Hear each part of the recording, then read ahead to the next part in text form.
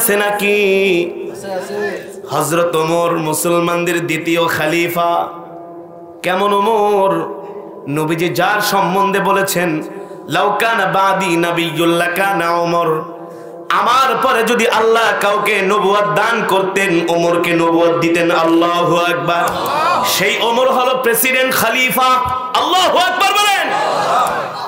ওমর পাঠাইছে, ও খালিদ যাও যাও ওই নজফের কেল্লাটা দখল করো, সেখানে মুসলমানদের উপর অত্যাচার হচ্ছে। হযরত খালিদ ইবনুল ওয়ালিদ 1000 সৈন্য নিয়ে নজফের কেল্লাটা তিনি অবরোধ করে রাখলেন সিরিয়ার পাশে। একদিন, 2 দিন, 3 দিন নয়, 1 মাস পর্যন্ত হযরত ওমর ওই কেল্লা, ওই এলাকাটা অবরোধ করে রাখলেন, যাতে করে কোনো শস্য, কোনো পণ্য ওই শহরে ঢুকতেও না পারে, বের হতেও না পারে। এভাবে করে 1 মাস পর্যন্ত চলে গেল। ওই এলাকার খ্রিস্টানরা টেনশনে পড়ে গেছে, ইহুদিরা কি করা যায়? মুসলমানের সাথে যদি কোনো চুক্তি সন্ধি না হয় তাহলে তো আমাদের আর বাঁচার উপায় নাই। আর তারা ভালো করেই জানে ওমর পাঠিয়েছেন তাদেরকে এই অভিযানের জন্য। আর ওমর এমন একজন খলিফা যেই ওমরকে দেখলে ইবলিস শয়তান পর্যন্ত ভয়ে পালায়। মুসলমানদের খলিফা ওমর। আর বর্তমানে মুসলমানদের যে শাসক আছে, এই শাসকদেরকে ইবলিস শয়তান দেখলে বলে, দোস্ত আমি আর কি বড় শয়তান, তুই আমার চাইতে বড় শয়তান। ফর এক্সাম্পল, সৌদি আরবে দাওয়াত ও তাবলীগকে নিষিদ্ধ করা হয়েছে। কি খুব খুশি? খুব খুশি। আর কিছুদিন পরে বলবে মসজিদের মিনারের আজানটাও বন্ধ করে দাও, কারণ ঘুমে ডিস্টার্ব হয়। এক এক করে সব বন্ধ করবে। তারা সৌদি আরবে 2030 সালের মধ্যে 300টা সিনেমা হল বানাবে। নাউজুবিল্লাহ বলেন, আরো জোরে নাউজুবিল্লাহ বলেন। গত সপ্তাহে জেদ্দায় তারা একটা কনসার্টের আয়োজন করেছিল। আল্লাহ এমন গজব দিছে, একেবারে মরুভূমির ঝড়, বালু ঝড় যাকে বলে, মরু ঝড় শুরু হয়ে গেছে। যে সৌদিতে কোনোদিন ওই জায়গায় বৃষ্টিও হয় না, ঝড়ও হয় না, সেই জায়গায় মরু ঝড় আর তুফান শুরু হয়ে গেছে। কনসার্ট বন্ধ করে তারপরে পালাতে বাধ্য হয়েছে। কারণ আল্লাহর পবিত্র জমিনে যেখানে দ্বীনের দাওয়াতকে বন্ধ করে দেওয়া হয়, আল্লাযী আরসালাহু বিল হাক্কি বাশীরান ওয়া নাযীরা وداعيا إلى الله بإذنه وسراجا منيرا. أما بعد فأعوذ بالله من الشيطان الرجيم. بسم الله الرحمن الرحيم. إنما المؤمنون الذين إذا ذكر الله وجلت قلوبهم وإذا تليت عليهم آياته زادتهم إيمانا وعلى ربهم يتوكلون. فقال تعالى: الله لا إله إلا هو الحي القيوم لا تأخذه سنة ولا نوم له ما في السماوات وما في الأرض من ذا الذي يشفع عنده إلا بإذنه يعلم ما بين أيديهم وما خلفهم ولا يحيطون بشيء من علمه إلا بما شاء وسع كرسيه السماوات والأرض ولا حفظهما وهو العلي العظيم. وقال رسول الله صلى الله عليه وسلم: ذاق طعم الإيمان من رضي بالله ربا وبالإسلام دينا وبمحمد صلى الله عليه وسلم. فقد قال الله تعالى: إن الله وملائكته يصلون على النبي يا أيها الذين آمنوا صلوا عليه وسلموا تسليما. আসুন নবীজির মুহাব্বতে দরুদ পড়ি, দরুদ ইব্রাহিম। আল্লাহুম্মা সাল্লি আলা মুহাম্মদ ওয়া আলা আলি মুহাম্মদ কামা সাল্লাইতা আলা ইব্রাহিম। আওয়াজ করে মাশাআল্লাহ। নবীজির প্রতি একবার দুরূদ শরীফ পড়লে আল্লাহ তাআলা 10 বার রহমত নাজিল করেন, সাথে সাথে 10টা গুনাহ মাফ করে দেন। তাহলে নবীজির প্রতি দুরূদ আস্তে পড়তে হবে নাকি জোরে? মহব্বতের সাথে পড়তে হবে, ঠিক কিনা বলেন? আরো হাদিস শরীফে এসেছে এই দুনিয়ার জমিনে যে যত বেশি নবীজির প্রতি দুরূদ পড়বে জান্নাতে সে তত কাছাকাছি নবীজির থাকবে। সুবহানাল্লাহ। তো কৃপণতা কেন? জোরে আওয়াজ করে পড়েন।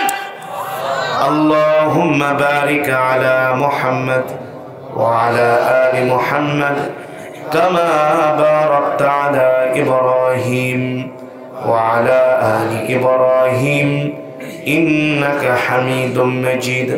بلغ العلا بكماله كشف الدجى بجماله حسنت جميع خصاله صلوا عليه وآله। আসুন আল্লাহর প্রেমে পাগল হয়ে হৃদয় উজাড় করে কিছুক্ষণ সময় জিকির করে লা ইলাহা ইল্লাল্লাহ, লা ইলাহা ইল্লাল্লাহ, লা ইলাহা ইল্লাল্লাহ, লা ইলাহা ইল্লাল্লাহ, লা ইলাহা ইল্লাল্লাহ, লা ইলাহা ইল্লাল্লাহ, লা ইলাহা ইল্লাল্লাহ, লা ইলাহা ইল্লাল্লাহ, লা ইলাহা ইল্লাল্লাহ, লা ইলাহা ইল্লাল্লাহ, লা ইলাহা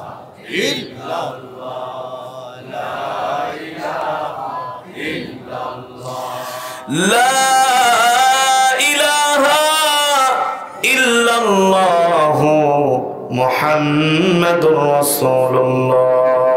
জোরে জোরে বলি সাল্লাল্লাহু। সম্মানিত হাজিরিন, আল্লাহ তাআলার দরবারে লাখো কোটি শুকর, আমতরা বাজার জামে মসজিদের উদ্যোগে 20তম ঐতিহাসিক তাফসীরুল কোরআন মাহফিল।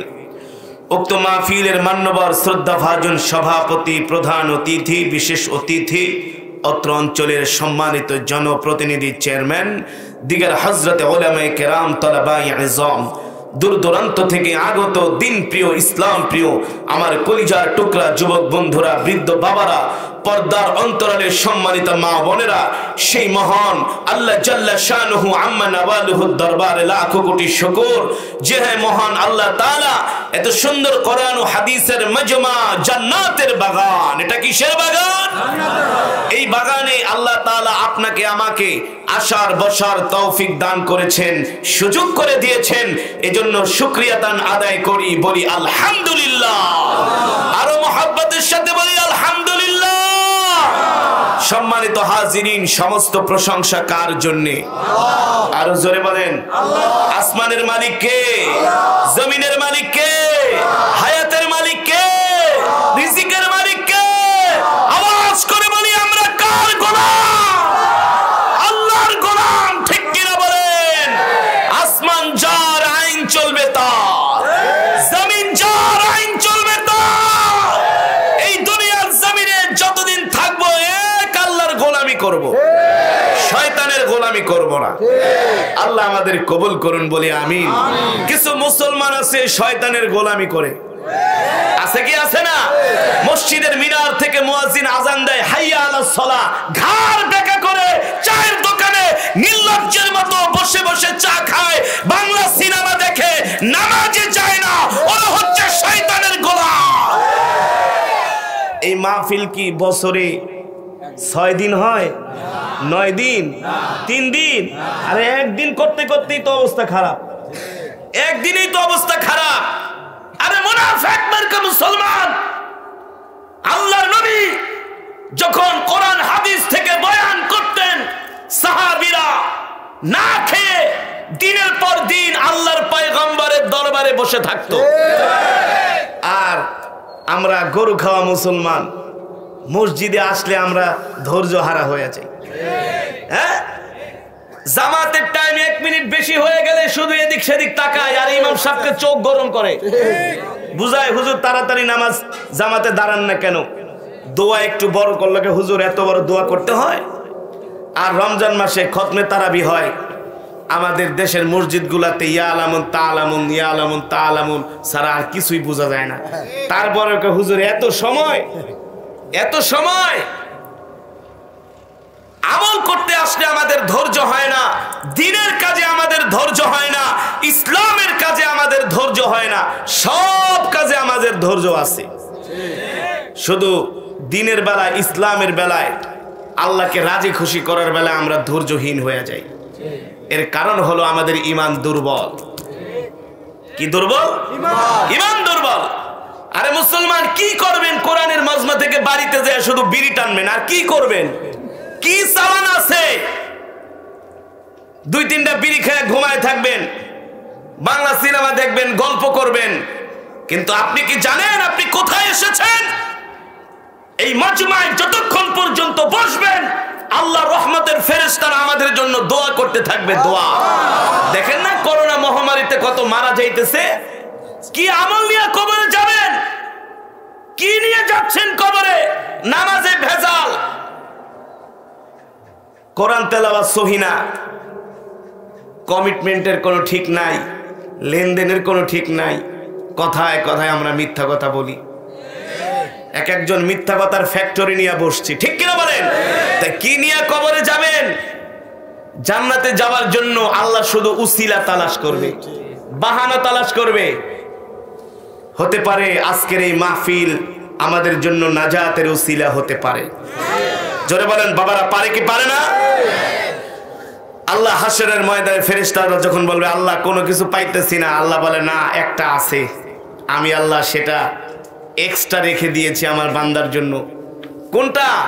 এই ফেরেশতারা এমন একটা সিচুয়েশনে, করোনার মধ্যে, ঠান্ডার মধ্যে, বিধিনিষেধের মধ্যে মাইকিং করে দিছে 100 জনের বেশি জমা হওয়া যাবে না। সব কিছু উপেক্ষা করে কিছু আমার মুনাফিক বান্দারা আমাকে মুখে মুখে ভালোবাসে, অন্তরে ভালোবাসে না, ওরা কম্বল মুড়া দিয়ে ঘুমাইছিল, কিন্তু সব কিছু উপেক্ষা করে আমার কিছু পেয়ারা বান্দা কোরআনের মাজমায় যে কোরআন শুনছে, আমি আল্লাহ খুশি হয়ে গেছি, ঠিক কিনা বলে? এ ফেরেশতা তোরা সাক্ষী, ওই রাতের মাহফিলের উসিলায় আল্লাহ আমি আজকে তাদেরকে ক্ষমা করে দিলাম। আল্লাহ পারে কি পারে না? জোরে বলেন পারে কি পারে না? সম্মানিত হাজিরিন, আমাদের ঈমান দুর্বল, অথচ আল্লাহর নবীর সাহাবীরা কেমন ছিলেন? সবচাইতে যে সাহাবী হাদিস বর্ণনা করেছেন তার নাম হলো আবু হুরায়রা। সবচাইতে যিনি হাদিস বর্ণনা করেছেন, আল্লাহর নবীর দরবারে পড়ে থাকতেন খেয়ে না খেয়ে। আবু হুরায়রা রাদিয়াল্লাহু তাআলা আনহু একদিন ক্ষুধার যন্ত্রণায় সহ্য করতে না পেরে মসজিদে নববীর সিঁড়ির মধ্যে বেহুশ হয়ে পড়ে গেছে। এক সাহাবী যে আল্লাহর নবীকে জিজ্ঞেস করেন, ওগো নবীজি, আবু হুরায়রা মসজিদে নববীর সিঁড়ির মধ্যে বেহুশ হয়ে পড়ে গেছে।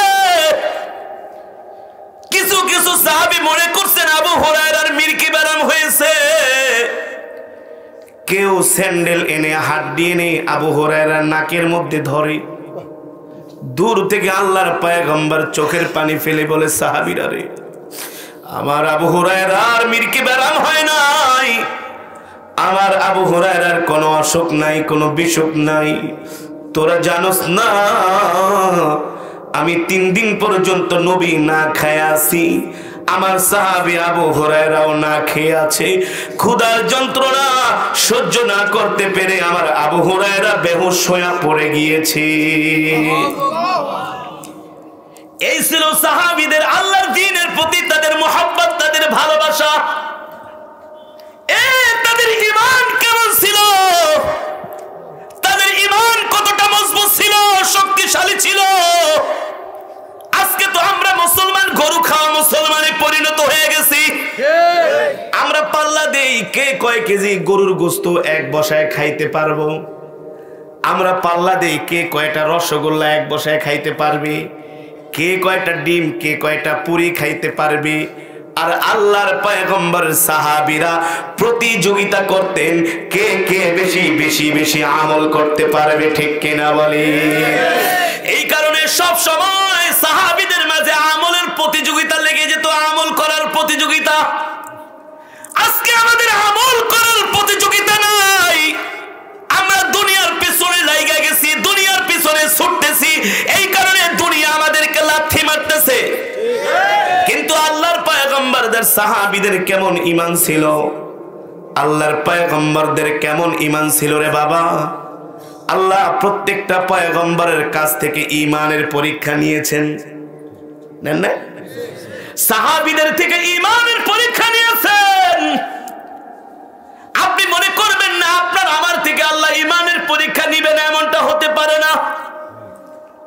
আপনার থেকেও আমার থেকেও আল্লাহ ঈমানের পরীক্ষা নিবেন। কেমন ঈমানের পরীক্ষা আল্লাহ তাআলা পয়গম্বর মূসার থেকে নিয়েছিলেন। পয়গম্বর মূসাকে আল্লাহ বললেন, ইযহাব ইলা ফিরাউনা ইন্নাহু তাগা। এ মূসা, যাও যাও ফিরাউনের দরবারে যায়া তুমি আমার দ্বীনের দাওয়াত দাও, এক আল্লাহর দাওয়াত দাও। ফিরাউন মূর্তি পূজা করে, এই পূজা আমি আল্লাহ সহ্য করতে পারি না। তুমি ফিরাউনকে যায়া বলো সে যাতে করে আমার প্রতি ঈমান আনে। ও মুসলমান, ফিরাউন তো দুনিয়ার কোনো সাধারণ বাদশা ছিলেন না, যার রাজত্বের আয়ুকাল হচ্ছে 450 বছর। কত বছর? একজন মাত্র নবী মূসা বলে তুমি যাও ফিরাউনকে যায়া দ্বীনের দাওয়াত দাও। পয়গম্বর মূসা বললেন, ওগো আল্লাহ, ক্বালু রাব্বুনা ইন্না নাখাফু আন ইয়াফরুতা আলাইনা আও আন ইয়াতগা। ওগো আল্লাহ, আমরা যদি যায়া ফিরাউনকে দ্বীনের দাওয়াত দেই, ফিরাউন মোটেও আমাদের সাথে ভালো আচরণ করবে না, কারণ ফিরাউনের স্বভাব সম্বন্ধে আমরা জানি। অথচ ঈমান কেমন ছিল আল্লাহ নির্দেশ দিয়েছেন। পয়গম্বর মূসা 1 সেকেন্ড দেরি করে নাই, আল্লাহর নির্দেশ পায়া ফিরাউনের দরবারে যায় বলে, ও ফিরাউন, ফিরাউন আমি আপনাকে কিছু কথা বলার জন্য আসছি। মূসাকে দেখে ফিরাউন বলে, হে মূসা, তুমি কি জন্য আমার দরবারে আসছো? বলে, ফিরাউন তুমি মাটি দিয়া মূর্তি বানায়া সেই মূর্তিকে পূজা করো, মোটেও এটা আল্লাহ গ্রহণ করবে না। মনে রাখো, এই মূর্তি পূজা করার কারণে তুমি ধ্বংস হয়ে যাবা। ফিরাউন বলে, মূসা আমি কি করব? বলে, এক আল্লাহর প্রতি ঈমান আনো। ফিরাউন বলে, মূসা রে তুমি কোন আল্লাহর ভয় দেখাইতেছো? আনা রব্বুকুমুল আলা, আমি তো বড় খোদা। নাউজুবিল্লাহ বলেন, আরো জোরে নাউজুবিল্লাহ বলেন। পয়গম্বর মূসা বলে, ফিরাউন তুমি খোদা তো হইবা দূরের কথা, এখন পর্যন্ত তুমি তো মানুষই হইতে পারো নাই। ফিরাউন বলে, বেটা মূসা মানুষ হইতে পারি নাই মানে তুমি বলো কি? বলে, হ্যাঁ, যে আল্লাহ তোমাকে খাওয়ায়, যে আল্লাহ তোমাকে পালে, যে আল্লাহ তোমাকে বাঁচায়, যে আল্লাহ তোমাকে অক্সিজেন দেয়, তুমি সেই আল্লাহর বিরুদ্ধে বলতেছো আনা রব্বুকুমুল আলা। আরে ফিরাউন রে, তুই খোদা তো দূরের কথা, বরে খোদা তো দূরের কথা, তুই তো এখন পর্যন্ত মানুষই হইতে পারোস নাই, আগে মানুষ হওয়ার চেষ্টা কর। ফিরাউন বলে, মূসা এত বড় সাহস, তুমি কার দরবারে আসছো তুমি কি জানো? পয়গম্বর মূসা বলে, আমি জানি। বলে, তুমি জানো আমি তোমাকে কি করতে পারি? পয়গম্বর মূসা বলে, তুই আমার একটা পশমও ছিঁড়তে পারবি না। আল্লাহু আকবার। আর জোরে বলেন আল্লাহু আকবার। কেমন ঈমান ছিলেন পয়গম্বরের। আমরা তো আজকে হক কথা বলতে ভয় পাই, উচিত কথা বলতে ভয় পাই, কোরআনের কথা বলতে ভয় পাই, ঠিক কিনা বলেন? আমাদের ঈমান তো এমন ঈমান, 500 টাকার জন্য আমরা ঈমান বিক্রি করে দিই। কথা বলেন না কেন? বাংলাদেশে এমন হুজুর আছে 500 টাকা দিলে ফতুয়া পাল্টায় দেয়, আছে কি আছে না? আবার এমনও আল্লাহর পেয়ারা বান্দা আছে জীবন চলে যায় হকের উপরে অটল থাকে, ঠিক কিনা বলি? ঠিক কিনা বলে? সম্মানিত হাজিরিন, এবার ফিরাউন বলে, মূসা তুমি তোমার কথাকে উদ্ধ করো। পয়গম্বর মূসা ঈমানের বলে বলিয়ান ওই সমস্ত ফিরাউনকে সে পাত্তা দেয় না। দেয়? আমরা হইলে তো নম নম করতাম, ভয় পাইতাম ফেরাউনকে। বলে মুসা কিসের তুমি খোদা মিয়া, তুমি তো মানুষই হইতে পারো নাই।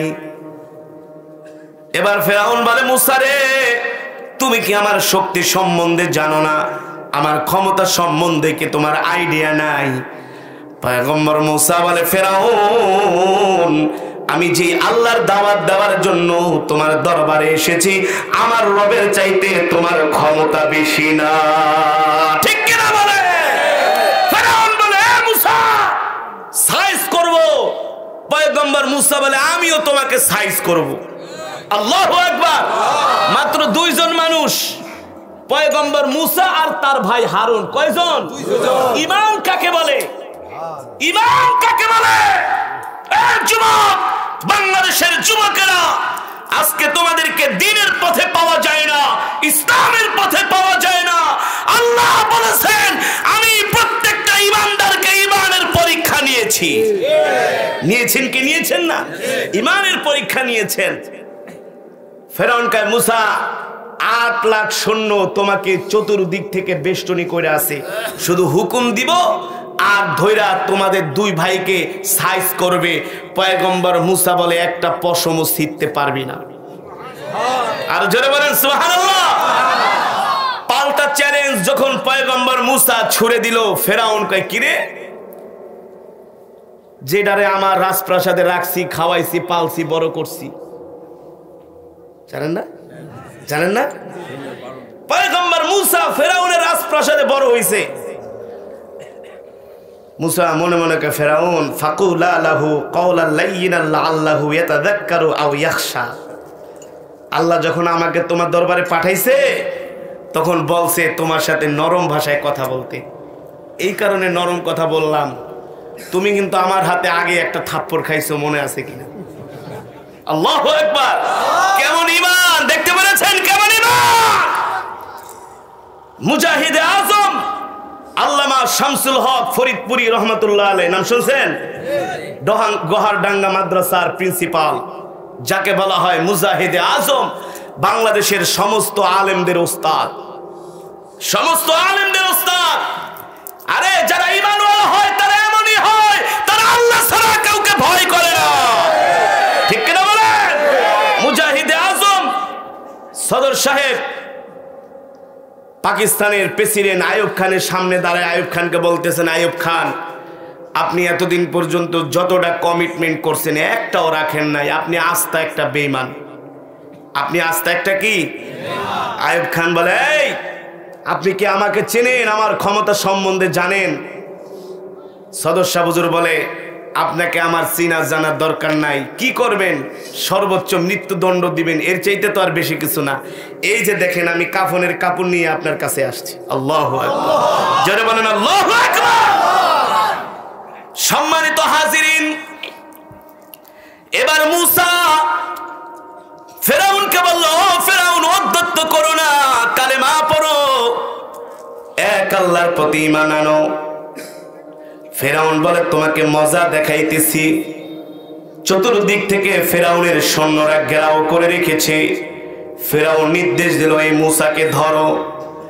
যখন পিছন থেকে ফেরাউনের সৈন্যরা পয়গম্বর মুসাকে ধাওয়া শুরু করলেন, দেখেন চতুর্দিক থেকে সৈন্যরা ঘেরাও করে রেখেছে আর সামনে মাত্র একটা সাগর। পয়গম্বর মুসা আসমানের দিকে হাত উঠায় বলে আল্লাহ, তোমার দ্বীনের দাওয়াত দেওয়ার জন্য ফেরাউনের দরবারে আসলাম, তুমি যদি আমাদেরকে সাহায্য না করো আমরা তো এখন আল্লাহ শেষ হয়ে যাব। আল্লাহ রাব্বুল আলামিন বললেন এ মুসা ক্বালা ইন্না রাব্বি সায়াহদিন, তুমি মনে করো না এত বড় প্রতাপশালী ফেরাউনের বিরুদ্ধে আমি আল্লাহ তোমাকে একা ছেড়ে দিয়েছি, আমি আল্লাহ তোমার সাথে আসি। আরো জোরে বলেন সুবহানাল্লাহ। মুসা রে ভয় পেও না, তুমি যে ঈমানের পরিচয় দিয়েছো, তোমার যে ঈমানের শক্তি, ঈমানের বলে বলিয়ান হয়ে ফেরাউনের সামনে তুমি হক কথা বলেছো, দ্বীনের কথা বলেছো, আমি আল্লাহ তোমাকে একা ছেড়ে দিব না, অবশ্যই আমি আল্লাহ তোমাকে বাঁচার জন্য পথ বের করে দিব। আল্লাহু আকবার। পয়গম্বর মুসা বেঁচেছে কিন্তু ফেরাউন বাঁচে আছে? আমরা যখন মিশরে পড়াশোনা করতাম মাঝে মাঝে টাকা টুকা জমায়া, কারণ ওই শয়তানদারে দেখতে হইলেও অনেক টাকা লাগে। মিশরি 1000 পাউন্ড লাগে। কয় হাজার? 1000 পাউন্ড লাগে। এখন তো পাউন্ডের দাম বাড়ছে, ওই সময় 2000 3000 টাকা ছিল। আমরা মাঝে মাঝে ফেরাউনের দেখতে একেবারে নীল নদের পাশে তাহের স্কোয়ারের পাশে ওই ফেরাউনের লাশটা রাখা মিউজিয়াম, সেখানে আমরা যাইতাম। যাওয়ার পরে কোরআনের আয়াত মনে পড়ে যেত ফেরাউনকে দেখলে। আরে এই ফেরাউন ও ছিল একটা তরমুজ বিক্রেতা। কি ছিল? গরিব, ছোট লোক, ফকুন্নি, আনকালচার। সেখান থেকে আল্লাহ তাকে বাদশা বানাইছে, সম্পত্তি দিছে, প্রভাব প্রতিপত্তি দিছে। সম্পত্তি পায়া, ক্ষমতা পায়া আল্লাহকে ভুলে গেছে। আল্লাহর কোরআনের বিরুদ্ধে, দ্বীনের বিরুদ্ধে যখন হাত উঠাইছে, আল্লাহ বলে ফেরাউন 450 বছর দেখছি, আর না, আর না। আল্লাহ ছাড় দেয় কিন্তু ছেড়ে দেয় না। আল্লাহ ছাড় দেয় কিন্তু ছেড়ে দেয় না। যারা ইসলামের বিরুদ্ধে কথা বলে আল্লাহ তাদেরকে ছাড়ে না, ছাড়ে না। আল্লাহ মাঝে মাঝে তাদেরকে অবকাশ দেয়, দেখে তারা কি করে। যখন দেখে বেশি তিরিং বিরিং করে, আল্লাহ বলে তোর সময়, তোর সময়। এই ফেরাউনও কিন্তু 450 বছর পয়গম্বর মুসাকে জ্বালাইছে, মুসলমানদেরকে জ্বালাইছে, বনি ইসরাইলদেরকে জ্বালাইছে, সন্তান পর্যন্ত হইতে দেয় নাই। প্রেগনেন্ট মহিলাদেরকে ধরে ধরে জবাই করছে যাতে পুত্র সন্তান হইতে না পারে। আরে বেটা, আল্লাহ যদি চায় তোর ফেরাউনকে তোর 14 গোষ্ঠীও ফিরায় রাখতে পারে না। আল্লাহ পয়গম্বর মুসার জন্ম দিয়েছেন, ফেরাউনের রাজপ্রাসাদে রাইখা পয়গম্বর মুসাকে বড় করেছেন। ইন্নাল্লাহু আলা কুল্লি শাইইন কাদির, সর্বময় ক্ষমতার মালিক কে? ও যুবক, তুমি মনে রাখো, ফাল্লাহু খায়রুল হাফিজ ওয়া হুয়া আরহামুর রাহিমিন। আল্লাহ হচ্ছেন উত্তম নিরাপত্তা দানকারী। আল্লাহ যদি আমাদেরকে নিরাপত্তা দেয়, পৃথিবীর কোন শাসক শোষক আমাদের একটা পশমও ছিঁড়তে পারবে না, পারবে না। এটার নাম হলো ঈমান।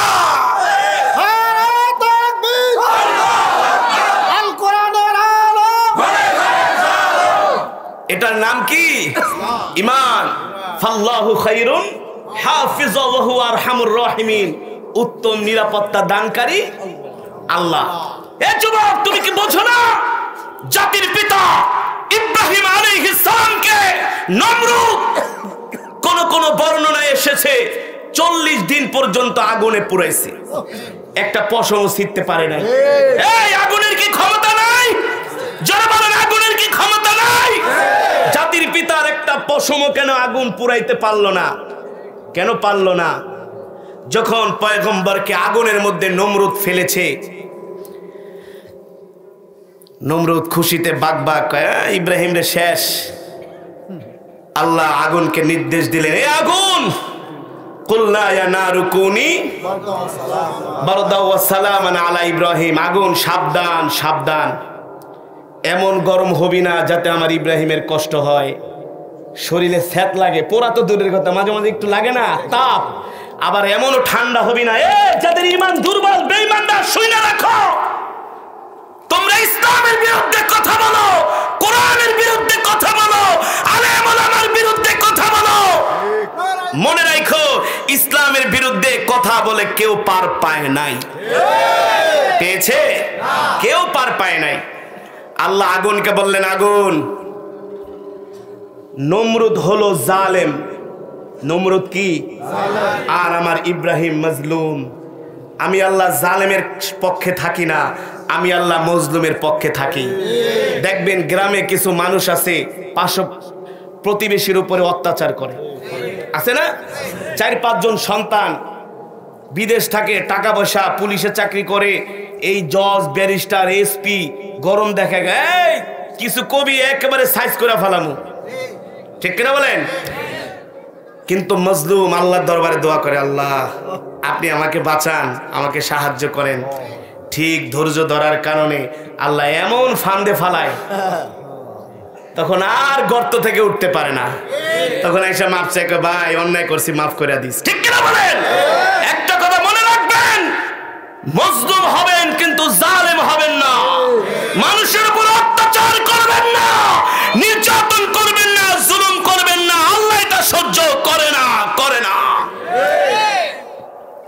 আল্লাহ আগুনকে বললেন, আগুন আমার ইব্রাহিমের গায়ে যাতে একটু ঠান্ডাও না লাগে, গরমও যাতে না লাগে, ঠান্ডাও না লাগে, ও সালামান, শান্তিদায়ক হয়ে যাও, শান্তিদায়ক।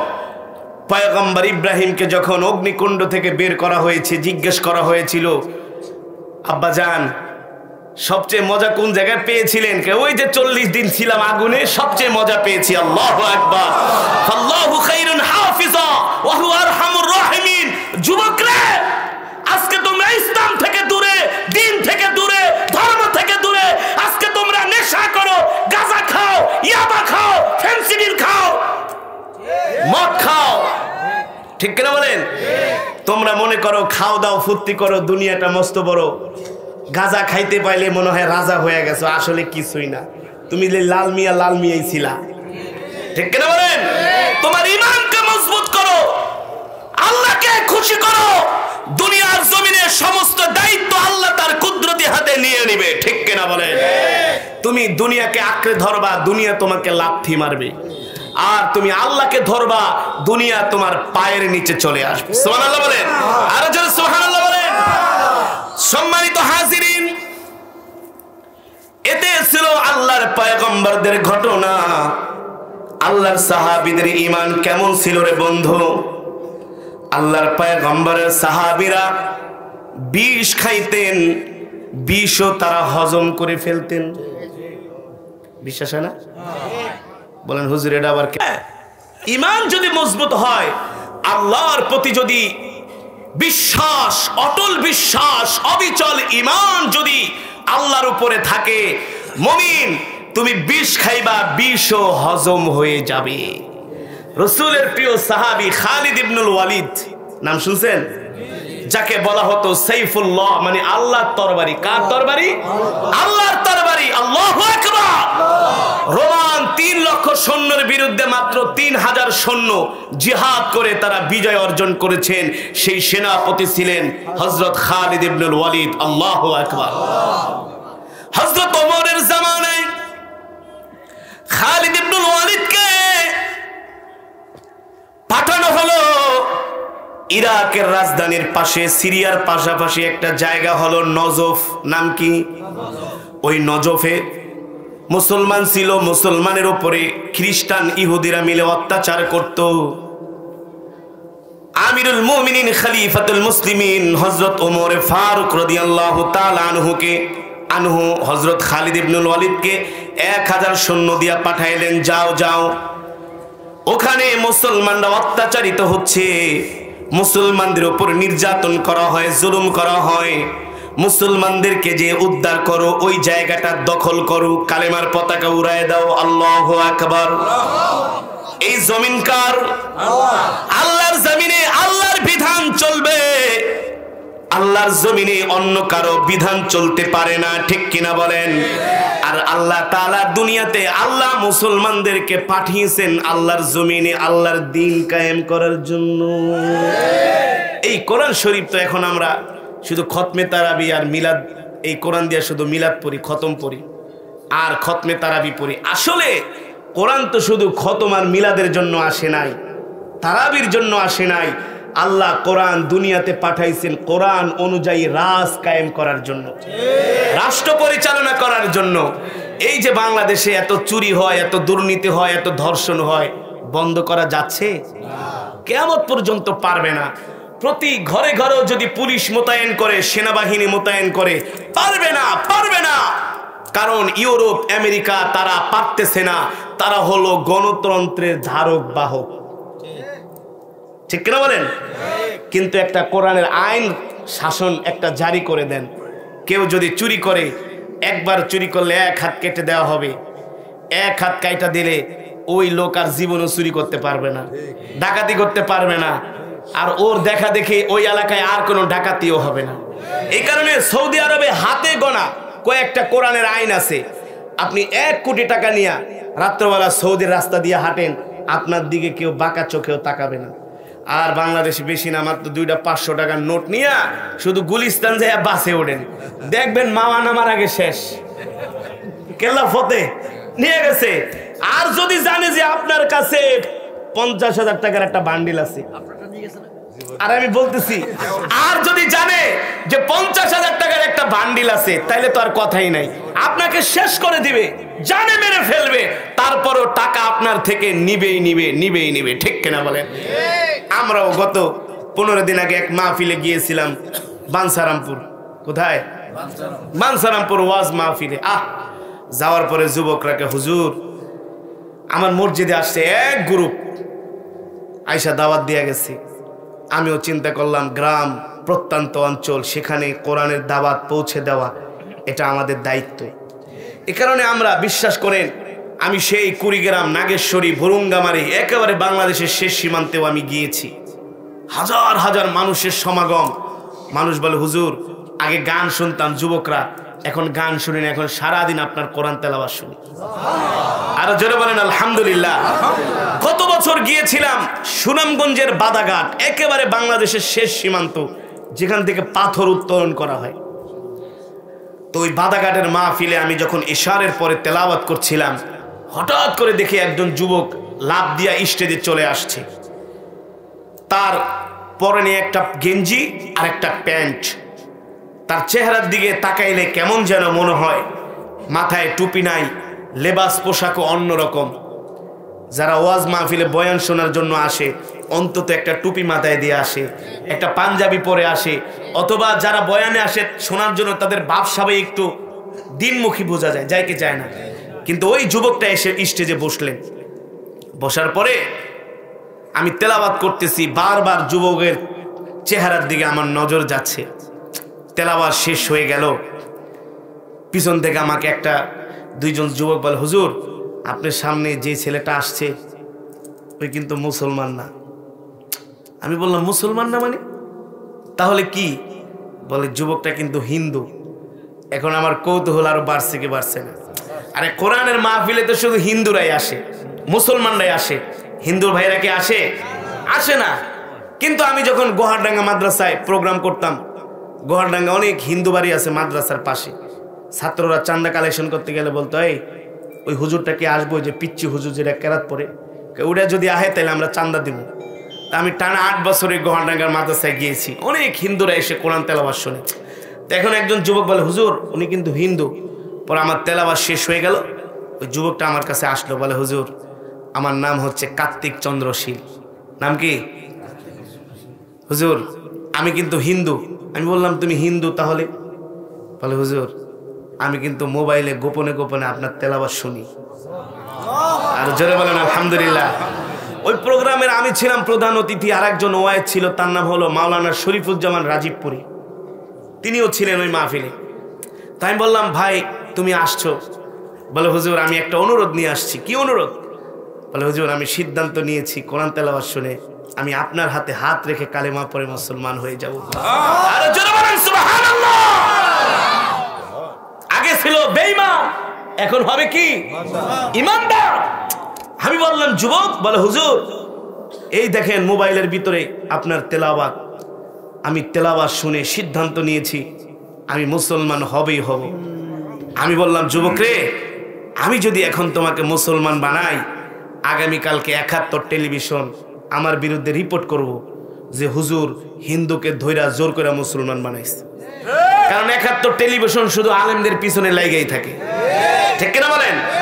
আলেমদের পিছনে না, ইসলামের বিরুদ্ধে। ওদের এজেন্ডাই হচ্ছে ধর্মের বিরুদ্ধে, আর কোনো কথা নাই। একটু হুজুরদের ইসলামের নামগন্ধ পাইলেই হয়েছে। আচ্ছা বাংলাদেশে আরো চ্যানেল আছে না? আমি কারো নাম বলছি? 71 আর ডিবিসি, এই দুইটা একেবারে নাম্বার 1 হারামি। শুধু আলেম ইসলামের বিরুদ্ধে সব সময় সুপার গুলোর মতো লেগে থাকে, ঠিক কিনা বলেন? মূলত বাংলাদেশের মুসলমান এই দুইটা চ্যানেল পছন্দ করে না। কারণ বুঝতে হবে, এদেশ ওলিয়া উলিয়াদের দেশ, ওলামায়ে কেরামের দেশ। যত কিছুই করো না কেন, ইসলামের বিরুদ্ধে চলে গেলে সোনা তোমার 2 পয়সারও দাম নাই। এ কারণে টাকলা মুরাদ রাস্তা দিয়ে গড়ে কেউ জিগায়ও না। বেলুলেস হয়ে গেছে। তথ্যমন্ত্রী বলছিল এটা 3 মাস ধরে পাগল হয়েছে। আজ আবল তাবল বলে, আমরা বলি 3 মাস না 6 মাস আগের থেকে বলছি এটা পাগল, এটারে পান না পাঠান। আলহামদুলিল্লাহ মাননীয় প্রধানমন্ত্রীকে ধন্যবাদ, ওই পাগল ছাগল মন্ত্রিসভা থেকে বাদ দিয়েছে। ঠিক কিনা বলেন? সম্মানিত হাজিরিন, তা আমি বললাম, ভাই আমি তোমাকে এখন মুসলমান বানাইলে তো আমার অসুবিধা হবে। কিছু এলাকার আয়োজক কমিটি বলে, হুজুর একটা কাজ করি, আমাদের জনপ্রতিনিধি চেয়ারম্যান সাহেবের সাথে একটু কথা বলি। এখন এই ছেলেটা মুসলমান হইতে চায়, না বানাইলেও কেমন একটা খারাপ হয়ে যায় না, তার মনে কষ্ট লাগবে, সে ঈমান আনতে চায়। আল্লাহ যদি হাসরের মাঠে আমাকে ধরে, এই কারি নিজের জীবনের রিস্ক নাস নাই দিনের জন্য, অথচ আমার নবী উহুদের ময়দানে দান দান মোবারক শহীদ করছে, তুই ভয় তুই মুসলমান বানাস নাই, যদি পরের দিন তোর নামে মামলা হইতো আমি যা হওয়ার হবে যা, মুসলমান বানাবো। চেয়ারম্যান সাহেবকে ফোন দেন। চেয়ারম্যান সাহেবকে ফোন দেওয়া হলো। চেয়ারম্যান সাহেব বলেন, হুজুর ঠিক আছে, আমি ছেলেটাকে চিনি, আমাদের বাজারে ব্যবসা করে, আপনি তাকে কালেমা পড়ে মুসলমান বানিয়ে দেন, আমি কালকে কোর্টে নিয়ে এফিডেভিট করে দিব, বাকিটা যা করার আমি দেখব। আলহামদুলিল্লাহ, জয় বলেন আলহামদুলিল্লাহ। সাথে সাথে কালেমা পড়ে মুসলমান বানায় দিছি। আল্লাহু আকবার। শুধু কোরআনের তেলাওয়াত শুনে, ওয়াইযা তুলিয়াত আলাইহিম আয়াতুহু যাদাতুহুম ঈমানা। ও যুবক, তোমার ঈমান নাই, তোমার ঈমান দুর্বল। কেন দুর্বল? তুমি তোমার আল্লাহর দেওয়া এই চোখ দিয়া তুমি পর্নোগ্রাফি দেখো, অশ্লীল সিনেমা দেখো, নায়িকাদেরকে দেখো, গান দেখো, এতে করে তোমার ঈমান দুর্বল হয়ে যায়। মসজিদের মিনার থেকে মুয়াজ্জিন নামাজের জন্য ডাকে, শয়তান কয়, দোস্ত নামাজে যাওয়ার দরকার নেই, আয় সিগারেট খাই, আয় গাঁজা খাই, আয় তাস খেলি, আয় ফুটবল খেলা দেখি, আয় ক্রিকেট খেলি, আয় বাংলা সিনেমা দেখি। তোমার ঈমান যদি মজবুত হইতো, শয়তান তোমাকে প্ররোচনা দিয়া মসজিদ থেকে সরাইতে পারতো না। ঠিক কিনা বলে? এই কারণে ঈমানী শক্তির দরকার আছে কি আছে না? আল্লাহর পয়গম্বরের সাহাবী খালিদ ইবনুল ওয়ালিদ রাদিয়াল্লাহু তাআলা আনহু মনে আছে নাকি? হযরত ওমর মুসলমানদের দ্বিতীয় খলিফা। কেমন ওমর? নবীজি যার সম্বন্ধে বলেছেন, লাউ কানা বাদি নাবিয়্যুল লাকানা ওমর, আমার পরে যদি আল্লাহ কাউকে নবুয়ত দান করতেন, ওমরকে নবুয়ত দিতেন। আল্লাহু আকবার। সেই ওমর হলো প্রেসিডেন্ট, খলিফা। আল্লাহু আকবার বলেন। ওমর পাঠাইছে, ও খালিদ যাও যাও, ওই নজফের কেল্লাটা দখল করো, সেখানে মুসলমানদের উপর অত্যাচার হচ্ছে। হযরত খালিদ ইবনুল ওয়ালিদ 1000 সৈন্য নিয়ে নজফের কেল্লাটা তিনি অবরোধ করে রাখলেন সিরিয়ার পাশে। একদিন, 2 দিন, 3 দিন নয়, 1 মাস পর্যন্ত হযরত ওমর ওই কেল্লা, ওই এলাকাটা অবরোধ করে রাখলেন, যাতে করে কোনো শস্য, কোনো পণ্য ওই শহরে ঢুকতেও না পারে, বের হতেও না পারে।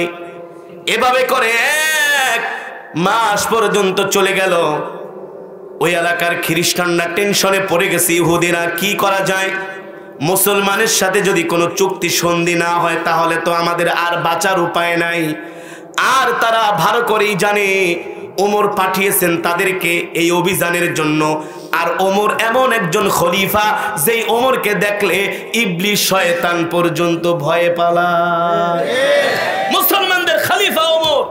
আর বর্তমানে মুসলমানদের যে শাসক আছে, এই শাসকদেরকে ইবলিস শয়তান দেখলে বলে, দোস্ত আমি আর কি বড় শয়তান, তুই আমার চাইতে বড় শয়তান। ফর এক্সাম্পল, সৌদি আরবে দাওয়াত ও তাবলীগকে নিষিদ্ধ করা হয়েছে। কি খুব খুশি? খুব খুশি। আর কিছুদিন পরে বলবে মসজিদের মিনারের আজানটাও বন্ধ করে দাও, কারণ ঘুমে ডিস্টার্ব হয়। এক এক করে সব বন্ধ করবে। তারা সৌদি আরবে 2030 সালের মধ্যে 300টা সিনেমা হল বানাবে। নাউজুবিল্লাহ বলেন, আরো জোরে নাউজুবিল্লাহ বলেন। গত সপ্তাহে জেদ্দায় তারা একটা কনসার্টের আয়োজন করেছিল। আল্লাহ এমন গজব দিছে, একেবারে মরুভূমির ঝড়, বালু ঝড় যাকে বলে, মরু ঝড় শুরু হয়ে গেছে। যে সৌদিতে কোনোদিন ওই জায়গায় বৃষ্টিও হয় না, ঝড়ও হয় না, সেই জায়গায় মরু ঝড় আর তুফান শুরু হয়ে গেছে। কনসার্ট বন্ধ করে তারপরে পালাতে বাধ্য হয়েছে। কারণ আল্লাহর পবিত্র জমিনে যেখানে দ্বীনের দাওয়াতকে বন্ধ করে দেওয়া হয়, আর পতিতালয় চালু করেছে, নাম দিছে হালাল পতিতালয়। নাউজুবিল্লাহ। কত বড় শয়তান, চিন্তা করতে পারছেন? পতিতালয় আবার কোনোদিন হালাল হয়? পতিতালয়ের নাম দিছে হালাল পতিতালয়। সেখানে আবার ডিপ্লোম্যাটিক একটা জোন করা হয়েছে, যেখানে রাতভর সৌদির যুবক যুবতীরা নাচবে, গাইবে, মদ খাবে। আস্তাগফিরুল্লাহ, জবান আস্তাগফিরুল্লাহ। অথবা যেই জমিন থেকে ইসলামের সূচনা হয়েছিল, ওই জমিনটাকে আজকে নাপাক করে দিচ্ছেন মোহাম্মদ বিন সালমান। কিন্তু সে জানে না আমাদের মাতৃভূমির পরে সবচেয়ে বেশি আমরা মক্কা মদিনাকে ভালোবাসি, ঠিক কিনা বলেন? যেখানে শুয়ে আছেন কলিজার টুকরা বিশ্ব নবী। তোমরা মনে করো না এই মক্কা মদিনা শুধু তোমাদের একার, না, এই মক্কা মদিনা প্রতিটি কালেমাওয়ালা মুসলমানের, ঠিক কিনা বলে? তাদের ঈমান না, ঈমান দুর্বল হয়ে গেছে। সে কি বলছে যে সৌদির যুবকরা অন্য অন্য দেশে যায় টাকা পয়সা খরচ করে, ফুর্তি ফাত্তি করে, এই কারণে তার দেশে ওই সমস্ত উপকরণ তারা নাইট ক্লাব বারঠার বানাইতে চাইতেছে। কেন? বলে তাহলে আমরা অর্থনৈতিক দিক থেকে আরো সচ্ছল হব, স্বাবলম্বী হব। এই আমরা হজ আর ওমরা কইরা তোমগো বছরে যে ব্যাটা ট্যাক্স দেই, এটি খাইয়ে তো তোমরা শেষ করতে পারো না নাকি? যেই টিকিটের দাম বাড়া, হোটেলের দাম, খাইতে গেলে দাম, ওমরা করতে যাই, হজ করতে যাই, ভ্যাট ট্যাক্স দিয়া সারা পৃথিবীর মুসলমানরা তোমাদেরকে দিতেছে, তারপরে তোমাদের পেট ভরে না। এর মানে হলো তোমাদের ঈমান দুর্বল হয়ে গেছে, তোমরা ইহুদি খ্রিস্টানদের দালালে পরিণত হয়েছো। সময় বেশি দিন নাই, সময় বেশি দিন নাই, কিয়ামতের আলামত শুরু হয়ে গেছে। অথচ পৃথিবীর দামি যেই সম্পদ যাকে বলা হয় ব্ল্যাক গোল্ড, তেল সমৃদ্ধ দেশ হচ্ছে সৌদি আরব। সৌদির সমুদ্রের নিচে তেলের খনি, মাটির নিচে স্বর্ণের খনি, তারপরেও তোমাদের হয় না। তার মানে কি বনি ইসরাইলরাও এমনই ছিল। আল্লাহ আসমান থেকে খাবার পাঠাইতো, ওয়ানাজ্জালনা আলাইকুমুল মান্না ওয়াস সালওয়া কুলু মিন তাইয়্যিবাত। আল্লাহ আসমান থেকে খাবার পাঠাইতো। বনি ইসরাইলরা ওই যে কথায় বলে না, সুখে থাকলে ভূতে কিলায়, মানে তুই আর খাবার ভাল লাগে না, আল্লাহ আমরা এইসব আসমানের খাওয়া খাবো না, তাহলে কি খাবি? ও আদা সিহা অবা সলিহা, বলে আমাদেরকে পেঁয়াজ দাও, রসুন দাও, আদা দাও, আমরা নিজেরা চাষাবাদ করে খাবো। আল্লাহ বলে বনি ইসরাইলরা যদি এই কাজটা না করতো, আজও পর্যন্ত আসমান থেকে বান্দার জন্য রিজিক আসতো। আর যারা বলেন সুবহানাল্লাহ। সম্মানিত হাজিরিন, এতগুলো কথা আপনাদেরকে বোঝানোর কারণ হলো আমাদের ঈমান দুর্বল হওয়ার কারণে আল্লাহর প্রতি আমাদের আস্থা নাই, বিশ্বাস নাই। কিন্তু হযরত সাহাবায়ে কেরাম কেমন ছিলেন? হযরত সাহাবায়ে কেরামের ঈমান কতটা মজবুত ছিল, হযরত সাহাবায়ে কেরামের ঈমান কতটা শক্তিশালী ছিল। দুনিয়ার রিজিক তো দূরের কথা, দুনিয়ার রিজিক তাদের ঘরে চলে আসতো। এমনকি তারা এই জবান দিয়ে আল্লাহর কাছে দোয়া করতেন, আল্লাহ পাঠায় দিত ফেরেশতার মাধ্যমে। কিন্তু সেই ঈমান তো লাগবে, কি লাগবে? সেই ঈমান তো লাগবে। ঠিক হযরত ওমর, খালিদ ইবনুল ওয়ালিদ যখন পুরো কেল্লাটা ঘেরাও করে রাখলেন, খ্রিস্টানরা তারা বসে একটা সিদ্ধান্ত নিল, এভাবে তো আর চলতে দেওয়া যায় না। কারণ হযরত ওমর মদিনা থেকে ফোর্স পাঠাইছে, সৈন্য পাঠিয়েছে। আর ওমরের সম্বন্ধে আমরা জানি, তার সৈন্যরা এই কেল্লা দখল না করে তারা মদিনায় ফিরে যাবে না। তারা ঈমানওয়ালা মুসলমান, তারা আল্লাহ ছাড়া কাউকে ভয় পায় না, ঠিক কিনা বলেন? খ্রিস্টানদের দলনেতাকে তারা পাঠাইলো, যান যান খালিদ ইবনুল ওয়ালিদের সাথে একটা সন্ধি করেন, চুক্তি করেন, যাতে করে আমরা এই অবস্থা থেকে বাঁচতে পারি। ওই খ্রিস্টান নেতা খালিদ ইবনুল ওয়ালিদের সাথে দেখা করতে আসলেন। খালিদ ইবনুল ওয়ালিদ তাকে দেখে সম্মানে দাঁড়ায় গেলেন, অভ্যর্থনা জানালেন, তার তাঁবুর ভিতরে ঢুকাইলেন, মেহমানদারি করালেন। বিনয়ের সাথে খালিদ ইবনুল ওয়ালিদ তাদের কথাগুলো শুনলেন।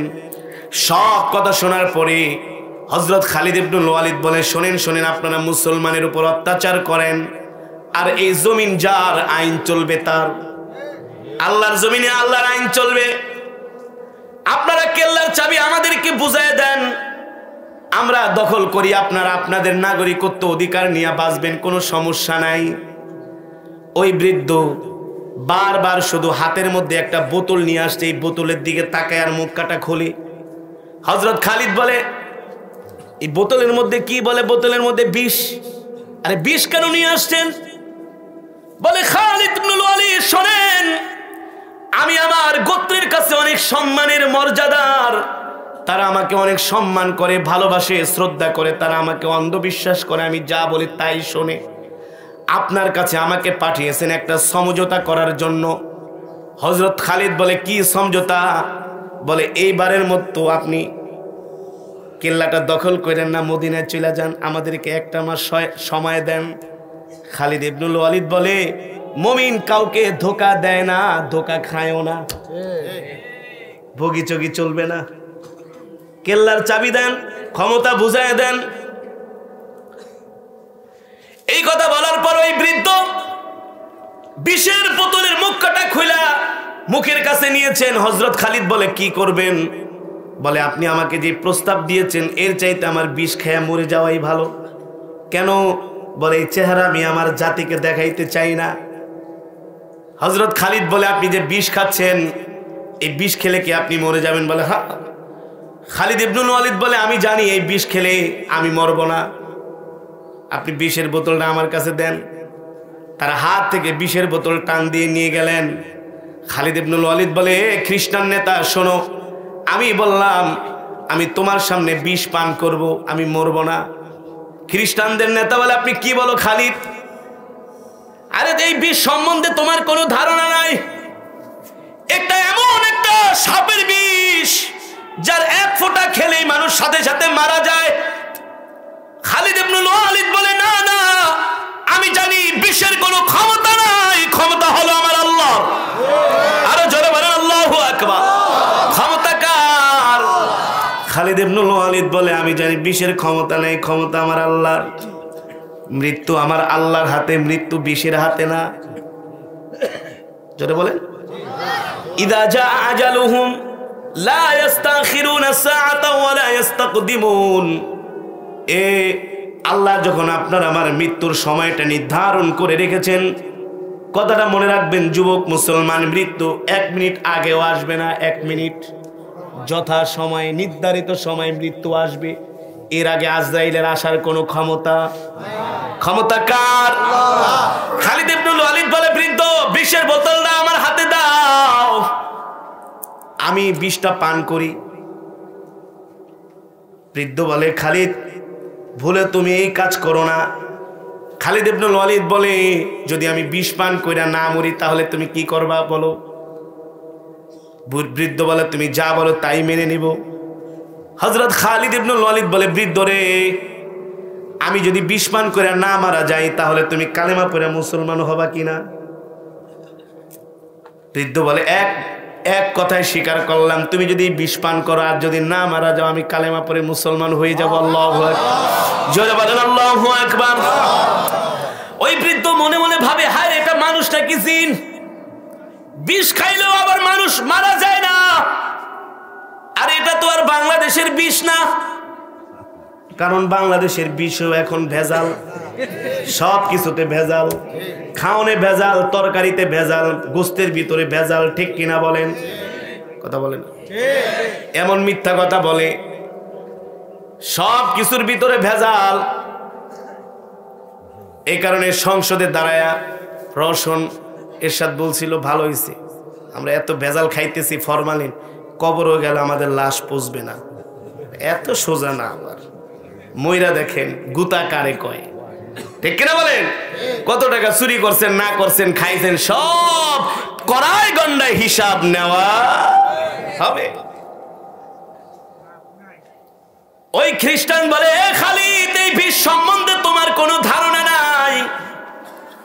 হযরত খালিদ ইবনুল ওয়ালিদ বলে, খ্রিস্টান দলনেতা শোনো, বৃদ্ধ, আমার নবী মুহাম্মদ সাল্লাল্লাহু আলাইহি সাল্লাম আমাকে একটা দোয়া শিখায় গেছেন, কেউ যদি এই দোয়া পড়ে মৃত্যু ছাড়া আল্লাহ তাকে সব বিপদ থেকে হেফাজত করবে। আর জোরে বলেন সুবহানাল্লাহ। তার মানে এই দোয়াটা আমি এখন পড়ব, এই দোয়াটা আমি ফজরের সময় পড়েছি, তার মানে আজকে আমার মৃত্যু হবে না, তোমার এই বিষে আমার কোনো কাজ হবে না। তাদের ঈমান কেমন ছিল? ঈমান। আল্লাহু আকবার। হযরত খালিদ বলে, তুমি আগে বলো কালেমা পড়ে মুসলমান হবা কিনা? বলে, খালিদ ওয়াদা করলাম শুধু একা না, গোত্র সহ মুসলমান হব। আরো জোরে বলেন সুবহানাল্লাহ। তাদের ঈমানের পাওয়ার কেমন ছিল? তাদের ঈমান দেখে কাফেরেরা কালেমা পড়ে মুসলমান হয়েছে। আর বর্তমানে আমাদের যে ঈমান, এই ঈমান দেখাও মুসলিমরা আরো আমাদের ঘৃণা করে। একদল তাবলিগ জামাত কালেমার দাওয়াত দেওয়ার জন্য আমেরিকায় একটা বারে ঢুকছে। কোথায়?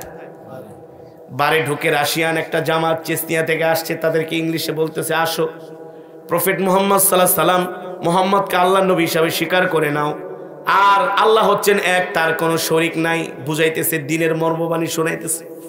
বলে শোনো শোনো, তোমরা আমাদেরকে দাওয়াত দিতে আসছো, ভালো কথা, আমরা তো মুসলিম, কিন্তু ওই যে পিছনে চেয়ারে যায় দেখো তারা মদ খাচ্ছে। আরে তোমরা আমাদেরকে দাওয়াত দিতে আসছো, আমরা তো মুসলিম, আমরা মদ খাই যদি দৈনিক 1 বোতল, তোমাদের মুসলমান ভাইরা মদ খায় ডেলি 3 বোতল, আগে ওদেরকে দাওয়াত দাও। আমাদের ইমানের এই অবস্থা, এই হালত। একটা পরিসংখ্যান দেখলে শুনলে আপনারা বুঝতে পারবেন, বাংলাদেশে কিন্তু প্রচুর পরিমাণে মদ খাওয়া বেড়ে গেছে, প্রচুর পরিমাণে। ওই দিন পত্রিকায় দেখলাম 2019-20 সালে 66 লক্ষ কিলোমিটার, 66 লক্ষ কিলো মদ উৎপাদন হয়েছে। যেই মদের ফ্যাক্টরি, এটা হচ্ছে দর্শনাতে, চুয়াডাঙ্গার দর্শনা, এটার ফ্যাক্টরি, অ্যালকোহল যেখানে তৈরি হয়। বলতেছে যে এখন এই বছরে আরো বেশি অর্ডার আছে, তার মানে 66 লক্ষ কিলোতে হবে না।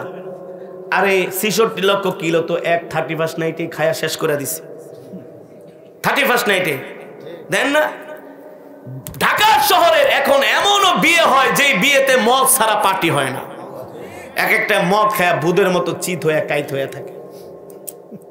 এত মদ বেড়ে গিয়েছে, ভিয়া নেশা দ্রব্য এত বেশি এখন। এই মদ বাংলাদেশের নিম্ন মধ্যবিত্তরা খায় না, মধ্যবিত্তরাও খায় না। এই মদ কারা খায়? যারা বাংলাদেশের উচ্চবিত্ত, যাদেরকে ভিআইপি সিআইপি বলা হয়। 1 বোতল মদ নিয়ে 10,000 টাকা, এদিকে মধ্যবিত্তরা জীবনে পারবে? নিম্ন মধ্যবিত্তরা পারবে? তারাই পারবে যারা কলমের খোসা দিয়া কোটি কোটি টাকা কামায়, ঠিক কিনা বলে? ওটি মদ খায়া চিৎকার হয়ে পড়ে থাকে। আমি একটা গবেষণা দেখেছি, বাংলাদেশে ইসলাম মানে মধ্যবিত্তরা।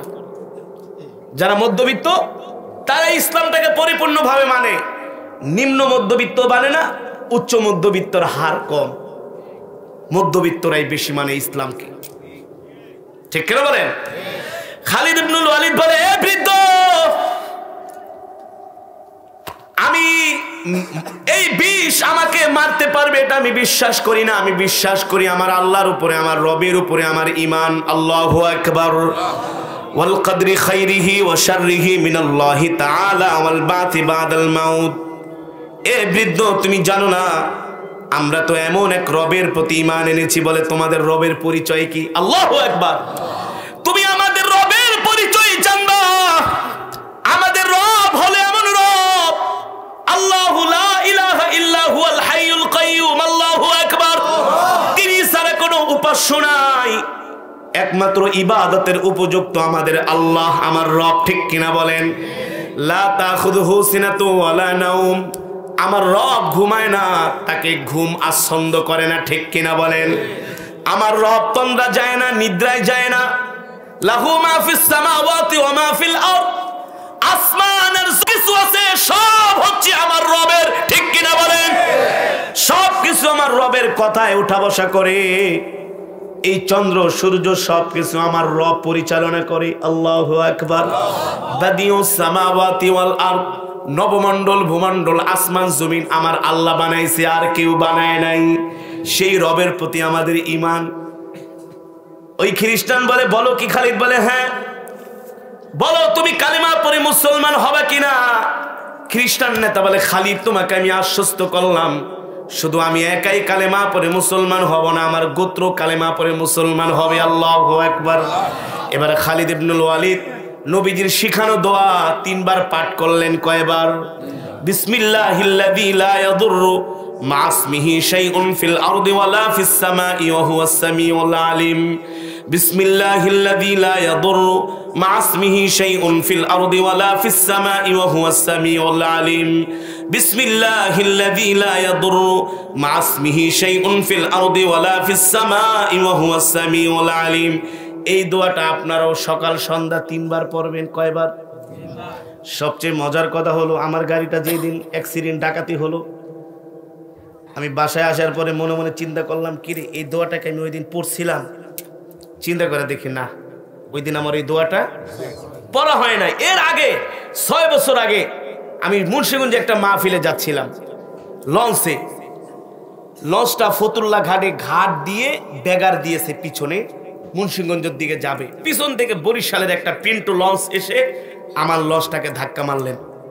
সাথে সাথে লঞ্চের মধ্যে, ওই লঞ্চের মাথা ঢুইকা 1 মিনিটের মধ্যে নদীর ভিতরে লঞ্চটা ডুবে গেলেন। আমি লঞ্চে ছিলাম, কিন্তু ফজরের দিন, ফজরের পর আমি ওই দিন এই দোয়াটা পড়ছিলাম। আমি দেখলাম হঠাৎ করে অনেক মানুষ গ্লাস ভেঙে ভেঙে বের হচ্ছে। আমিও তাদের সাথে বের হইয়া লঞ্চের ছাদে উঠা আরেক লঞ্চের দোতলায় যায় লাফ দিয়ে পড়ছি। সেই দিনে এই দোয়াটা পড়ছি। আরো মজার খবর, বাংলাদেশের একজন নামকরা আলেম আছে মাওলানা সাজিদুর রহমান। উনি বিবারিয়া দারুল আরকাম মাদ্রাসার প্রিন্সিপাল। বর্তমানে উনি বেফাক হাইয়াতুল বেফাকের বর্তমানে তিনি মহাসচিব। সাজিদুর রহমান সাহেব, তিনি গত 15 দিন আগে গাড়ি অ্যাক্সিডেন্ট করছে। একেবারে গাড়ি ধুমড়ে মুচড়ে গেছে, তার মাথা টাথা ফেটে গেছে অনেক জায়গা দিয়া। তো তিনিও তার সাথে দেখা করতে গেছে অনেক আলেম ওলামা। বলে, ভাই আসলে কি ওই দিন আমি ওই দোয়াটা পড়তে ভুলে গেছি। এই দোয়াটা আপনি যেদিন পড়বেন, মৃত্যু ছাড়া, কি ছাড়া? মৃত্যু ছাড়া সকল বিপদ আপদ থেকে আল্লাহ হেফাজত করবে। যেহেতু আপনার এখন মনে আছে এই দোয়াটা, খালিদ ইবনুল ওয়ালিদ বলে, আমার তো মনে আছে এই দোয়াটা পড়া, তার মানে আজকে আমার কি হবে না, মৃত্যু হইলে আমি অটোমেটিক দোয়াটা ভুলে যাবে। আবার এই দুর্বল ইমান নিয়ে আবার আপনারা যে আবার বিষ খাওয়া শুরু করেন না। আমাদের সেই ইমান হয় নাই, সেই ইমান আমাদের নাই। আমাদের কেমন ইমান? আমাদের ইমান হলো চাকরি আমাদেরকে খাওয়াবে, ব্যবসা আমাদেরকে খাওয়াবে, বাণিজ্য আমাদেরকে খাওয়াবে, এটা হলো আমাদের ইমান। কিন্তু সাহাবীদের ইমান ছিল কে খাওয়াবে? এ মুসলমান, শাহজালাল মুজাদ্দিদ ইয়ামানি কালেমার দাওয়াত দেওয়ার জন্য সেই ইয়ামান থেকে আসছে। সিলেটের সুরমা নদী পার হবে, গৌর গোবিন্দ নৌকা, স্পিরিট বোট, ট্রলার যা ছিল সব সরায় ফেলছে। শাহজালাল মুজাদ্দিদ ইয়ামানি জায়নামাজকে কিস্তি বানায়া সুরমা নদী পার হয় নাই। ইমান ছিল কি ছিল না? সাহাবীদের ঘরে খাবার নাই, নবীজির কাছে আসছে, যে যাও নামাজ পড়ো, নামাজ পড়লেই খাওয়ান আসবে।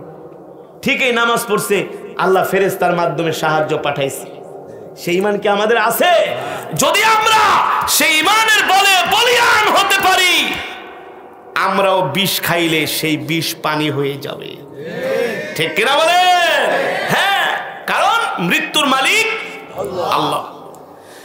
খালিদ ইবনুল ওয়ালিদ 3 বার দোয়া পড়ে বলল, বৃদ্ধ তুমি আমার দিকে তাকাও। এই কথা বলে 1 বোতল বিষ এক টান দিয়া খেয়ে ফেললেন। আল্লাহু আকবার।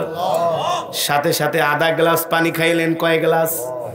বৃদ্ধ তো ভয়ে থরথর করে কাঁপতেছে, মনে হয় একটু পরে আমাকে তার সৈন্যরা গ্রেফতার করবে। খালিদ ইবনুল ওয়ালিদ বলে, ভয় পেও না, ভয় পেও না, চিন্তা করো না, টেনশন করো না। বিষ খাওয়ার পরে খালিদ ইবনুল ওয়ালিদের শরীরের মধ্যে ঘাম বের হচ্ছে। ঘাম বিষে একেবারে তাকে অ্যাটাক করেছে, কিন্তু বিষের অ্যাটাক করেছে কিন্তু তার মৃত্যু হয় নাই। বিষের কোনো ক্রিয়া তার শরীরে লাগে নাই। বিষ আধা ঘন্টার মধ্যে একেবারে পানি হইয়া ঘাম হইয়া শরীর থেকে বের হয়ে গেছে। আল্লাহু আকবার। আবার আধা ঘন্টা পরে বললেন, আর 1 গ্লাস পানি দাও। আবার 1 গ্লাস পানি খাইলেন। এই অবস্থা দেখে ওই খ্রিস্টান দলনেতা অবাক বিস্ময়ে তাকায় রইলেন, আর বললেন, খালিদ তুমি আমাকে কি দেখাইলা, কি কারিশমা দেখাইলা, কি আজব দৃশ্য দেখলাম রে খালিদ। বাপ দাদার 14 গোষ্ঠী তো তেমন দেখে নাই। আল্লাহু আকবার। এ খালিদ, যে মালিকের গোলামি করলে, যে মালিককে মানলে, যে মালিকের প্রতি ঈমান আনলে, যে মালিককে বিশ্বাস করলে যদি বিষ পানি হয়ে যায়, এ খালিদ তাহলে কেন শুধু শুধু মিথ্যা ধর্ম নিয়ে বাঁচবো? কেন আমার জাতির মানুষেরা মূর্তিকে পূজা করবে, মূর্তিকে রব হিসাবে মানবে? অথচ আমরা আজ পর্যন্ত জানতাম 20 মানুষকে মারতে পারে, এখন থেকে জানলাম 20-এর কোনো ক্ষমতা নাই, ক্ষমতা হচ্ছে একমাত্র আল্লাহ। জোরে বলেন কার? খালিদ আর দেরি করো না, সাথে সাথে আমাকে কালেমা পড়ে মুসলমান বানায় দাও। আল্লাহু আকবার। তিনি মুসলমান হয়ে গেলেন। তিনি বললেন, খালিদ আরেকটু ওয়েট করো, আমি আমার গোত্রের কাছে যাচ্ছি, আমার গোত্রের সব মানুষদেরকে তোমার দরবারে এনে তাদেরকেও কালেমা পড়ে মুসলমান বানায় দাও। পুরা গোত্রই কালেমা পড়ে মুসলমান হয়ে গেলেন। সম্মানিত হাজিরিন, তারা ইমানের শক্তি দিয়ে পৃথিবী জয় করেছেন, ঠিক কিনা বলেন? আর আমরা চাইতেছি আমাদের নিজেদের শক্তি দিয়ে জয় করতে। নিজেদের কোনো শক্তি নাই। আল্লাহু আলা কুল্লি শাইইন কাদির, সর্বময় ক্ষমতার মালিক আল্লাহ। সেই আল্লাহর গোলামি করতে হবে, এক আল্লাহর কাছে মাথা নত করতে হবে। কোন মানুষের পায়ে না, কোন মাজারে না, কারো কাছে মাথা নত করা যাবে না। একমাত্র মাথা নত করতে হবে একমাত্র রবের পায়ের নিচে, ঠিক কিনা বলে? আসুন সেই মাওলার গোলাম হয়ে যাই। আমরা যখন সেই মাওলার গোলাম হয়ে যাব, তখন আমাদের ইমানের শক্তি বৃদ্ধি পাবে। আমাদের ইমান যখন মজবুত হয়ে যাবে, দুনিয়ার সমস্ত গুনাহ আমাদের থেকে দূরে সরে যাবে, গুনাহ আসতে পারবে না। ইমান যখন মজবুত হবে, শয়তান প্ররোচনা দিবে, আসো নামাজে যাও না, শয়তান আপনার থেকে ভয়ে পালাবে। ইমান যখন মজবুত হবে, তখন এই ফজরের সময় ঠান্ডা পানি দিয়ে ওযু করে নামাজ পড়া কোনো ব্যাপারই না, কষ্ট মনে হবে না। আর ইমান দুর্বল হইলে শয়তান বলবো, দোস্ত ঘুমাও, দরকার নাই, ফজরের নামাজটা 10 মিনিট পরে পড়া নিও, রৌদ্র উঠুক তারপরে পড়া নিও। আর যখন ইমান মজবুত থাকবে, শয়তান বলবে, শয়তান আরেকবার প্ররোচনা দিলে তোকে লাথি মারবো। কম্বল ফালায়া ঠান্ডা পানি দিয়া ওযু করে যখন ফজরের নামাজে দাঁড়াবেন, তখনই বুঝতে হবে আপনার ইমান আছে। ইমান, তোমার ইমান যদি তোমাকে মসজিদে নিতে না পারে, তোমার ইমান যদি তোমাকে দিনের কাজে সহযোগিতা করাইতে না পারে, তাহলে বুঝতে হবে এই ইমান দিয়া তুমি জান্নাতেও যাইতে পারবা না। এত সোজা না। জান্নাতে যাওয়ার আগে ইমানের পরীক্ষা দিতে হবে। সম্মানিত হাজিরিন, এই প্রতিকূল পরিস্থিতির মধ্যে, প্রচন্ড ঠান্ডার মধ্যে, আপনারা যাদের ইমানি শক্তি মজবুত, তারাই এতক্ষণ মজমায় বসে আছে। আর যাদের ইমান দুর্বল, তারা চলে গেছে, আবার অনেকে আসে নাই। এই সংখ্যা শুধু আমাদের জামানায় না, নবীজির যুগে কিছু মুনাফিক ছিল, ইমানের ধারণা ধরতো। আয়সা বলতো, মোহাম্মদ আমরা কিন্তু তোমার খুব কাছের মানুষ, কিন্তু কাজের সময় কি একটারও পাওয়া যাইত না। নবীজি যুদ্ধে যাইতো, দিনের কাজে ডাকতো, একটারে পাইতো না। যখন যুদ্ধ করে আসতো, তখন তারা মিষ্টি কিনে নিয়ে আসতো, মোহাম্মদ মিষ্টি নিয়ে আসছি। আল্লাহ নবী বলে, তোরা মুনাফিক, তোদের ঈমান নাই, ঠিক কিনা বলেন? কারণ যারা মুমিন, যারা ঈমানদার, কোন বৃষ্টি, ঝড়, তুফান, ঠান্ডা তাদেরকে ঘরের মধ্যে বসায় রাখতে পারে না। আর একদল ঈমানদার আল্লাহ কিয়ামত পর্যন্ত আল্লাহর জমিনে আল্লাহ টিকায় রাখবেন আল্লাহর দ্বীনকে বিজয়ী করার জন্য। তারা ঝড়, বৃষ্টি, ঠান্ডা কোনো কিছুই তারা পরোয়া করবে না, সব কিছু উপেক্ষা করে তারা ইসলাম দ্বীনের উপরে অটল অবিচল থাকবে, ঠিক কিনা বলেন? ঠিক কিনা বলেন? আল্লাহ আমাদের সেই রকম ইমানদার হওয়ার তৌফিক দান করুন বলে আমিন। এই মজমাই মাহফিলকে আল্লাহ কবুল করুন বলে আমিন। আজকের মাহফিলের সম্মানিত চেয়ারম্যান ভাই অনেকক্ষণ ধরে বসে আছেন, সভাপতি সাহেব গোলাম সরোয়ার ভূঁইয়া সাহেব, রাসেল ভাই সেই অনেক আগে থেকে এই মাহফিলের প্রিপারেশন নিয়েছেন। এই শুধু আপনাদের এখানে না, ওই দিন আমি জামিয়া আশরাফিয়া পাবনার সবচেয়ে বড় মাদ্রাসা, সেখানে মাহফিলে গিয়েছি। সেখানেও করোনার কারণে মানুষ ওই বিভ্রান্তি ছড়ানো হচ্ছে, মাহফিল হবে না, মাহফিল হতে দেয় না। তেমন অনেকের মধ্যে বিভ্রান্ত ধারণা হওয়ার কারণে অনেকে মাহফিলে আসার ইচ্ছা সত্ত্বেও অনেকে আসতে পারে নাই, আসে নাই। এটা আপনাদের এখানে না, সারা বাংলাদেশে একই অবস্থা। তারপরেও ওই দিন মাহফিলের অনুমতি দিবে না। বিবাড়ি এক বাড়ির ভিতরে বলে, হুজুর 48 বছর ধরে ওয়াজ করাই, হুজুর এত মন খারাপ, ওয়াজটা যদি এই বছর না হয় তাহলে তো 49 বছর হবে না। আর দিনের কাজ একবার যেই জমিনে শুরু হয়, ওই জমিনে যদি দিনের কাজ বন্ধ হয়ে যায় তাহলে আল্লাহর গজব আসে, গজব। যেখানে দিনের কাজ শুরু হয় সেখানে কিয়ামত পর্যন্ত চলতেই থাকবে, চলতেই থাকবে। এই মাহফিল 20তম নয়, এই মাহফিল কিয়ামত পর্যন্ত চলবে, ঠিক কিনা বলেন? প্রজন্মের পর প্রজন্ম চলবে, যুগের পর যুগ চলবে। যতই প্রতিকূল পরিবেশ হোক না কেন, বড় আকারে না হলেও মসজিদের ভিতরে 10 জন নিয়ে হলেও কোরআনের মাহফিল চলবে, কোরআনের কথা চলবে, কোরআনের আওয়াজ আছে দেখে আজও বাংলাদেশ টিকা আছে, টিকা আছে। এই আরো 20 বছর আগে বাংলাদেশে এত ওয়াজ মাহফিল ছিল না, ছিল যাত্রা ফাত্রা, মঞ্চ নাটক, এই নাটক সেই নাটক, সার্কাস, সিনেমা কই গেল? সব বন্ধ হয়ে গেছে। ওদিন এক প্রভাবশালী এক লোক বলে, ওয়াজ মাহফিল কই গেল? বলে আগের আমাদের সেই বাংলাদেশের যাত্রা ছাত্র তোগুলা কই গেল? সব বন্ধ হয়ে গেছে। পিছন থেকে একজনে কয়, স্যার সব মোল্লারা খাইছে।